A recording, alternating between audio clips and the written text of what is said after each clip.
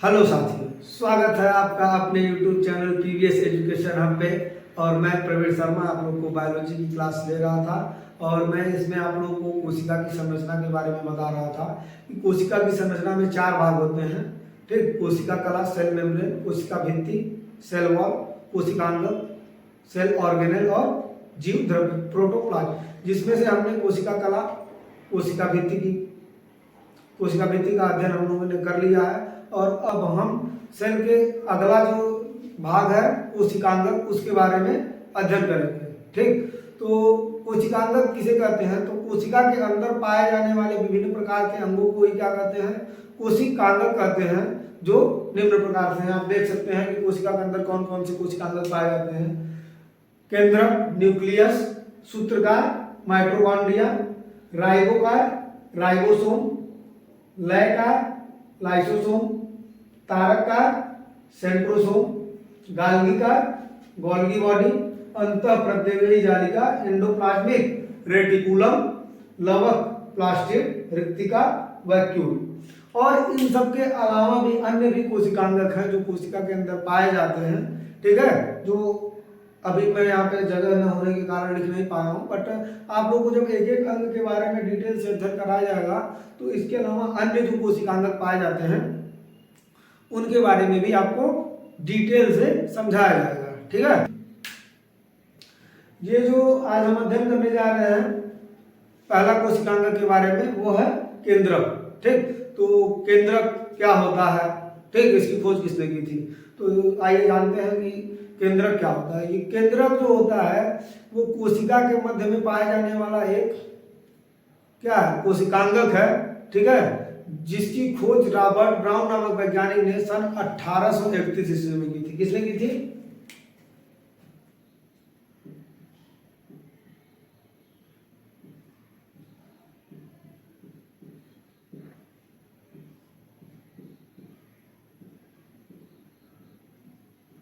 देखिए, इसके सन को लेकर थोड़ा सा विवाद का विषय है। ये किसी बुक में ये 1833 लिख दिया है, बट जो एनसीईआरटी की बुक है, जो ऑथेंटिक बुक है, उसमें क्या दिया गया है? 1831 ही दिया गया है। यही वैलिड, इसी को वैलिड मानते हुए मैं आपको बता रहा हूँ कि केंद्रक की जो खोज है रॉबर्ट ब्राउन ने कब किया था? 1831 ईस्वी में किया था। ठीक है, तो जानते हैं कोशिकांग और इस केंद्रक के बारे में और ज्यादा जानते हैं कि केंद्रक की खोज जान लिया हमने। अब जानते हैं कि कोशिका के अंदर जो केंद्रक होता है, यह कोशिका के अंदर जो क्रियाएं होती हैं उसका नियंत्रण एवं संचालन करता है। क्या करता है? कोशिका के अंदर होने वाले विभिन्न क्रियाओं का नियंत्रण एवं संचालन का कार्य करता है केंद्रक। ठीक, और जिसके कारण केंद्रक को कोशिका का नियंत्रण कक्ष भी कहते हैं, कंट्रोल रूम कहते हैं। तो इसका हमें एक पॉइंट मिल गया जो एग्जाम में पूछा जाता है कि कोशिका का कंट्रोल रूम किसे कहते हैं, नियंत्रण कक्ष किसे कहते हैं? तो किसे कहेंगे? केंद्रक को। ठीक, तो यह जीवों के गुणों एवं लक्षणों को निर्धारण करने वाला कोशिकांगक होता है। ठीक, और अब हम जानते हैं इसकी संरचना के बारे में।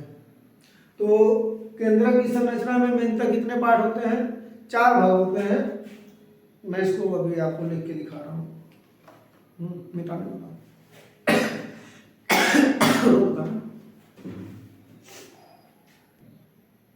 तो अब जानते हैं कि जो केंद्रक है, केंद्रक की संरचना में कौन कौन से भाग होते हैं। ठीक है, तो किसके बारे में हम पढ़ने जा रहे हैं? केंद्रक की संरचना।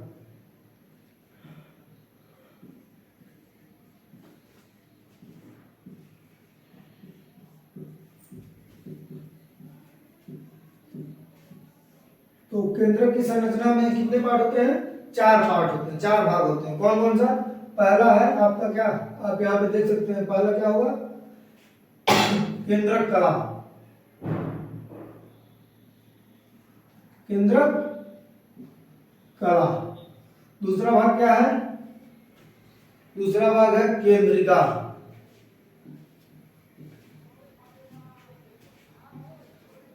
केंद्रिका। और तीसरा भाग क्या है? केंद्रक द्रव्य। केंद्रक द्रव्य, और चौथा भाग क्या है, क्रोमैटिन सूत्र। ठीक है ना। तो ये चारों पार्ट देखिए, आपको यहाँ पे फिगर में काफी अच्छे तरीके से दिखाया गया। पहला हो गया क्या, केंद्रक कला, दूसरा है केंद्रिका, तीसरा है केंद्रक द्रव्य, देखिए केंद्रक द्रव्य मैंने यहाँ पे दिखाया हुआ है, और चौथा है क्रोमैटिन सूत्र। अब आप ये सोचिएगा कि ये सर यहाँ पे क्यों दिखाए हैं, तो केंद्रक छिद्र जो है वो क्या है, केंद्रक कला का ही एक पार्ट है। किसका पार्ट है, केंद्रक छिद्र किसका पार्ट है, केंद्रक कला का ही एक पार्ट है। ठीक है ना। तो आइए जानते हैं कि केंद्रक कला किसे कहते हैं। ठीक है। तो केंद्रक कला की संरचना, कोशिका केंद्रक की संरचना में अब हम जानेंगे किसके बारे में, केंद्रक कला के बारे में। केंद्रक कला क्या होता है, तो केंद्रक के चारों तरफ एक आवरण पाया जाता है, उसी को कहते हैं केंद्रक कला, जो किसका बना होता है, लिपोप्रोटीन का बना होता है, जो लिपिड और प्रोटीन का बना होता है। ठीक है। देखिए आप यहाँ पे देख सकते हैं, यही है क्या, केंद्रक कला। ये जो केंद्रक है, ये पूरा स्ट्रक्चर किसका है, केंद्रक का। ये जो बाहरी वाला आवरण है, ये कोशिका का।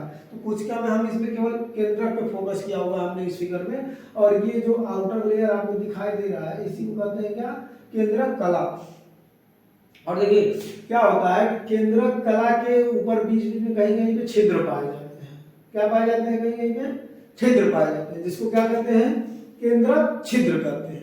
ठीक है। और ये छिद्र क्यों होता है, ये पदार्थों के क्या करता है, आवागमन में सहायता करता है। हमने आपको बताया था ना, जब कोशिका कला के बारे में बताया था, जो लिपिड और प्रोटीन की बनी होती है, तो उसमें बताया था पदार्थों का आवागमन कैसे कोशिका कला द्वारा होता है। तो सेम प्रोसेस कहाँ पे होगा, केंद्रक कला के बारे में भी वही चीज होगी। ये भी किसका बना होता है, लिपोप्रोटीन का बना होता है। मैंने आपको बताया ना, केंद्रक कला किसका बना होता है, लिपिड और प्रोटीन का बना होता है। तो केंद्रक कला के बाद अब हम किसका अध्ययन करेंगे, केंद्रिका का अध्ययन करेंगे। ठीक है। तो केंद्रिका क्या होती है, पहले तो आपको बता दें कि केंद्रिका की खोज किसने की है, फोंटाना नामक वैज्ञानिक ने कब की थी, सन 1781 ईस्वी में फोंटाना नामक वैज्ञानिक ने केंद्रिका के बारे में बताया। ठीक। सॉरी।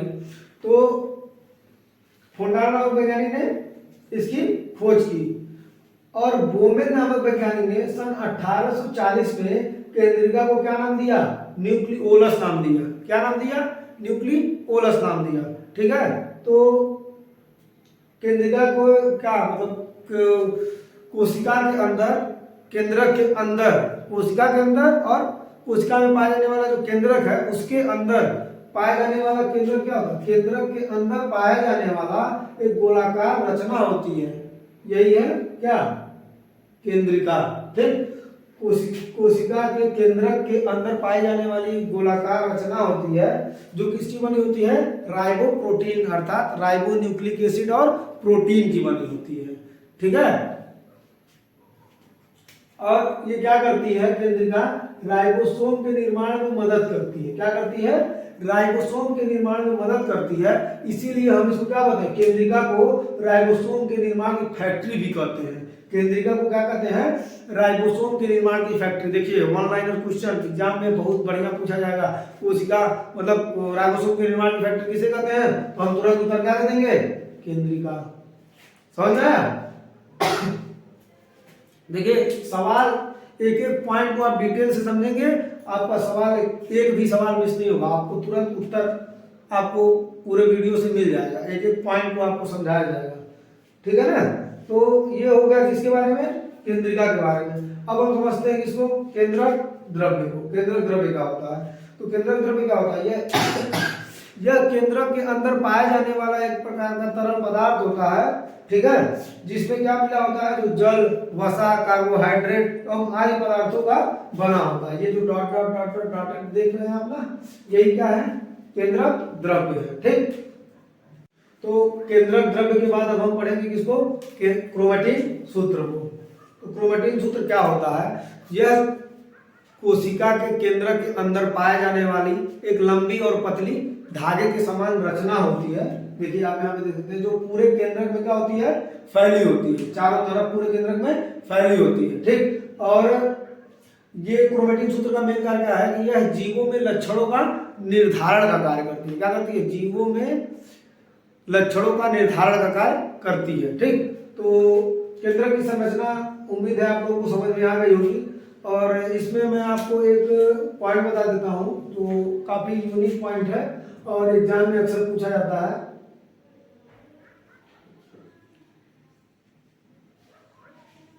ये आप जो बोर्ड पे देख रहे हैं, क्या दिखा? कैरियोलॉजी। कैरियोलॉजी किसे कहते हैं? तो केंद्रक का अध्ययन, विज्ञान की वह शाखा जिसके अंतर्गत हम केवल केंद्रक का अध्ययन करते हैं, उसको क्या कहते हैं? कैरियोलॉजी। तो कैरियोलॉजी में क्या किया जाता है? केंद्रक का अध्ययन किया जाता है। तो उम्मीद है आपको केंद्रक की संरचना समझ में आ गई होगी।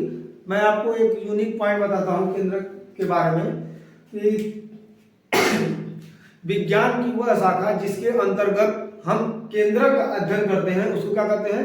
केंद्रक विज्ञान कहते हैं या कैरियोलॉजी कहते हैं।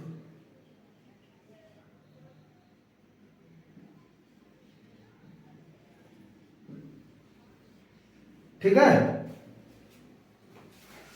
कैरियोलॉजी में हम किसका अध्ययन करते हैं? न्यूक्लियस का अध्ययन करते हैं। तो इसी के साथ आज की क्लास को मैं समाप्त करता हूं। बट इसमें ये जो आपको केंद्रिका दिख रही है, जो आगे मैं क्लास इसका केंद्रिका का केवल क्लास दूंगा, ठीक है, जिसमें मैं केवल केंद्रिका के बारे में भी मैंने आपको ये संरचना में पार्ट संरचना के बारे में बताया था, केंद्रिका के बारे में। अभी मैं केंद्रिका को और डिटेल में बताऊंगा, जो कंपटीशन के एग्जामों में पूछा जाता है, जैसे नीट के और एम्स के एग्जाम में पूछा जाता है केंद्रिका से रिलेटेड, और बहुत सारे क्वेश्चंस पूछे जाते हैं।